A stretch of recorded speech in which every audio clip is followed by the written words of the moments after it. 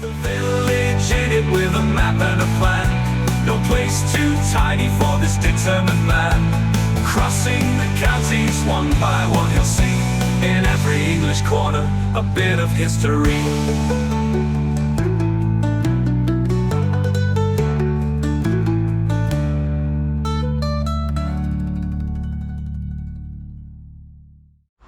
Welcome back to Stratford on Avon again, people, and we're beginning this episode at a railway station. It's the first one we've seen so far in this part of Warwickshire. It's a very small one as well. Single track, as you can see, one platform on just the one side of said track. And at the moment, there's a train due in about 13 minutes towards Stratford itself. If you're getting on that train, you'll be boarding it at Bearley.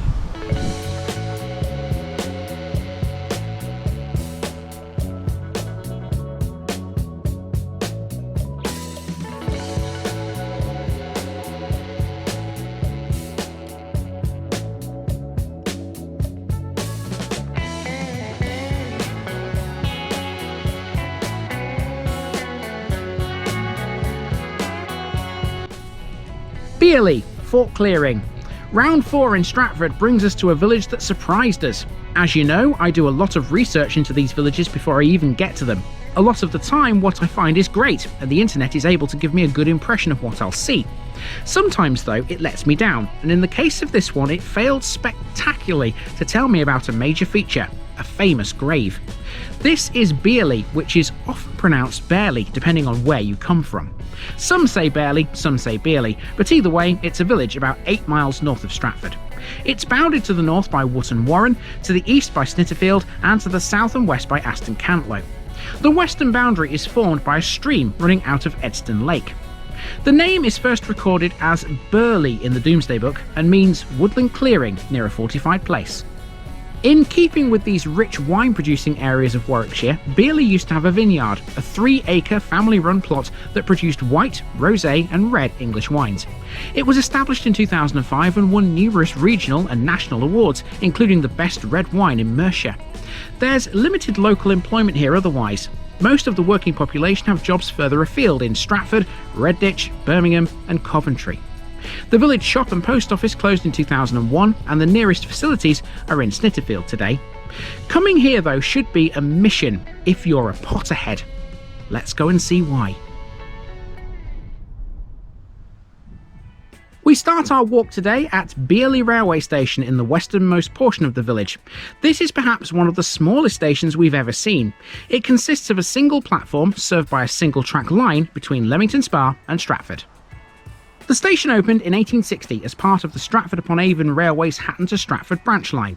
In 1876, the Ulster Railway Company built a 7-mile branch line from Bearley to Ulster, connecting the manufacturing town to the Great Western Railway network. As such, Bearley became a junction station. In 1939, the line was doubled and a second platform was built, but this only lasted for 30 years. In 1969, the line was reduced to single track again, returning it to its current status some 18 years after the Ulster branch closed. Today, Bearley railway station is an unstaffed rural halt, managed by West Midlands Railway, and the line has a rather appropriate nickname for the area we're in. This is the Shakespeare line, and it's been marketed as such since the 1990s. The station is served on Mondays to Saturdays by Chiltern Railways and West Midlands trains. 3 trains a day go to Worcester Foregate Street via Birmingham Snow Hill. The last train of the day extends to London. Let's head into the village now, but before we get there, we've got an industrial area to see.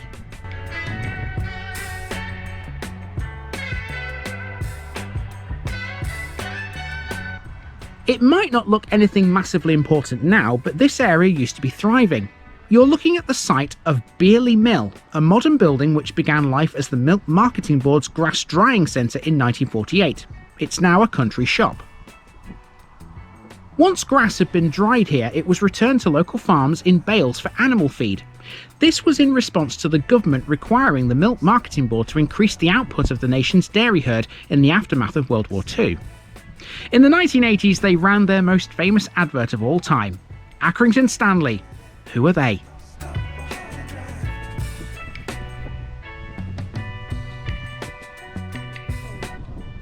Next up we have Bearley Village Hall, a communal building which holds Hallmark II accreditation. That's a nationally recognised award for good management.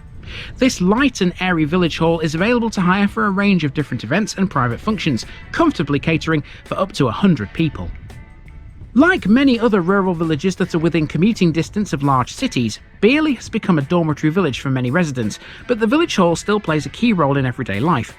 Bearley has a thriving community with the likes of a WI group, a garden club, a short mat bowls club and sports teams. And speaking of sports teams, behind the hall is a playing field where Bearley United Football Club play their home games. They're members of the Stratford-on-Avon Football Alliance. After the village hall, it's a long, slow and sometimes arduous climb into the main village. Bearley is on a hill, a fact you don't realise until you're actually here.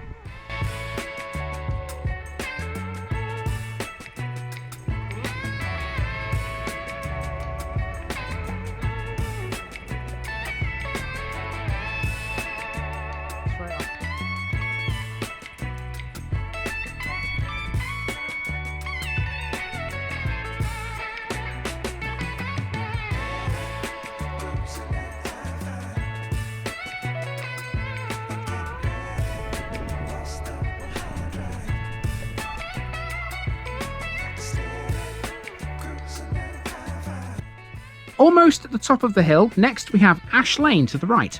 It's a dead end, but we're down here to catch a former Methodist chapel. The Methodists came to Bearley when a member of the Snitterfield Chapel moved and opened his house for worship. The chapel was built in Ash Lane in 1863 after meetings were previously located in the village's bakehouse.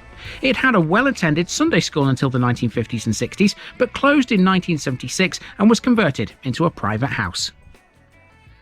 At the end of the lane, the road turns into a footpath and seemingly you're heading into nothingness. That is until you pick up another path back into the village, and this one's awesome. Okay, so at the end of Ash Lane, it joins a footpath which joins a network of footpaths, and this particular one takes us back up towards the church. And when I say up towards the church, I mean up, because there's a massive hill there. Nikki reckons there's going to be a good view at the top, don't you? Well, I hope so. I mean, this is the 5th village we've done today, so we're both pretty knackered, but you know. Well, it might be worth it when we get to the top of that. Might be hands and knees going up there. Hey, I've done that before. Yep, without question, this is some view. Take it all in, everyone. We sure did. Until last year, Bearley was famous for its vineyard.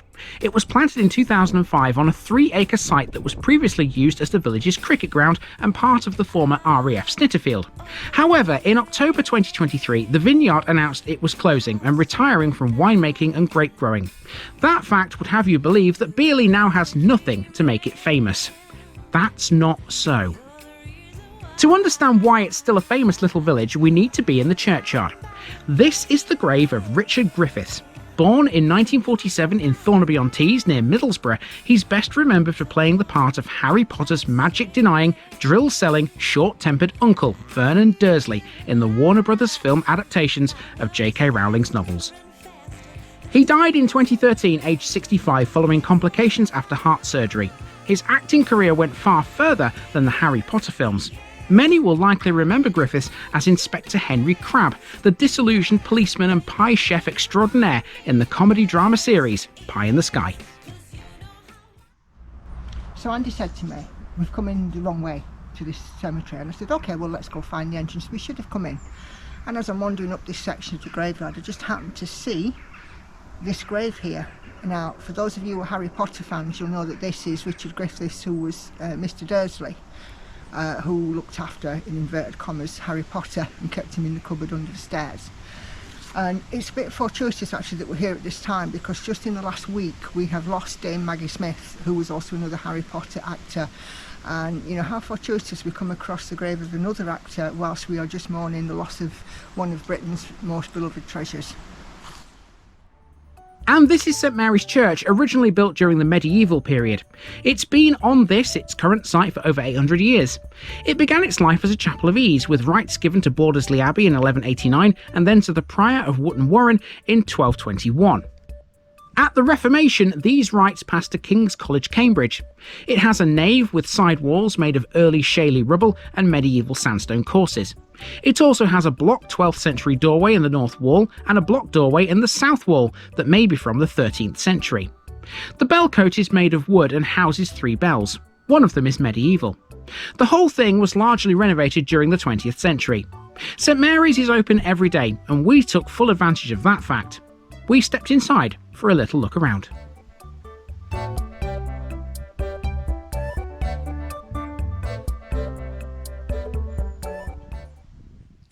Okay, so the church here is open, here in Bearley, or Bearley, however you'd like to pronounce it. It's a very small, very compact little building. Nicky's just having a look at the back to see what treasures can be found there. As you can see, there's a gallery up above. Plenty of electric lights in here, no candle lights. A few stained glass windows, a couple of tablets on the wall. It's nothing greatly special, I have to admit, but I suppose it's special to the people who live here. So, we'll have a little look around in this building. It's quite echoey in here, and then we'll go out into the churchyard and see what we can find. We were just about to leave when Nicky spotted Richard Griffiths' name in the Book of Remembrance. This says he was happy here, and so he should have been too.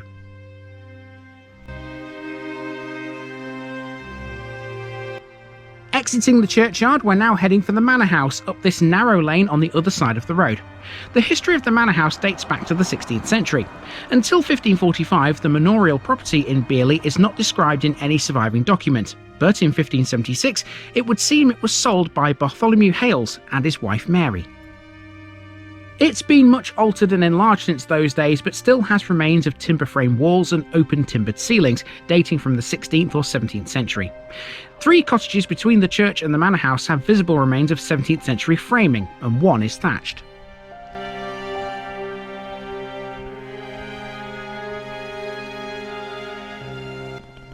Nearby there was a massive tree. I don't think I've ever seen a trunk so big. The hollow at the bottom was hiding a geocache, which we stopped to have a quick look at. Now we're on the final stretch of this walk. We're on School Lane, which meets a road that loops around the manor house before ending up back almost where we began. This passes the old school en route. This is the old school. It was built in 1877 as a board school, and the date of construction can still be seen on its walls. Bearley has no school these days. At the foot of the lane, we're into a vast area of housing where most of the village's population live. It's like this all the way, save for one final landmark, which we'll come to in a moment.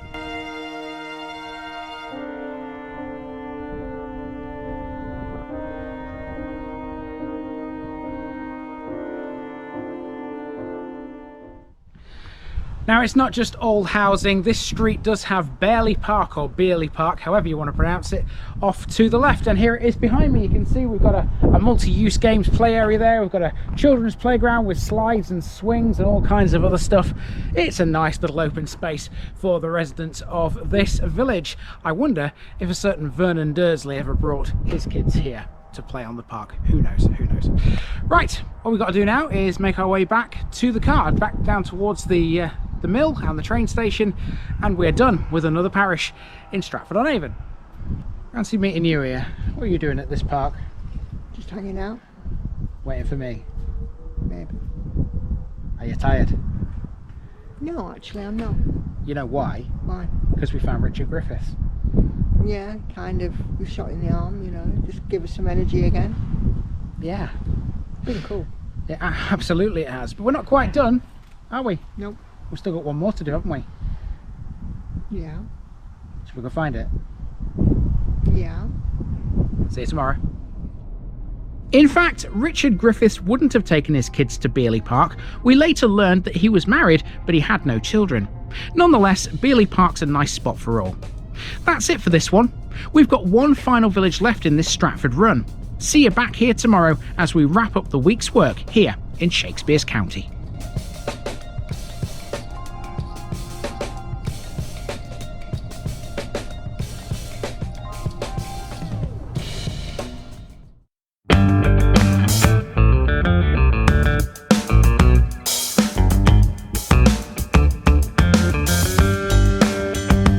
Now, just before I go, remember, this video is part of a huge project to visit every civil parish in England.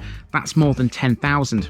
These routes are pre-planned, and due to time constraints, I can't cover every detail or walk down every street. Please don't complain if this video missed something out. I pronounce names how I choose to. I am very aware that local dialect may vary, and I don't take kindly to criticism about this. You've been warned. It's impossible to know everything too. If this video was terrible, make your own. If you're a regular watcher of The Village Idiot, you're not the only one. If you've got a small business, why not use my videos to advertise it? Leave a comment below if you're interested. And finally, thanks for watching this episode, everybody. Give us a like and a subscribe if you've enjoyed this episode, and share it with your friends and relatives. It all helps to keep this mission going. Until next time, I've been Andy, also known as The Village Idiot, and I'm out.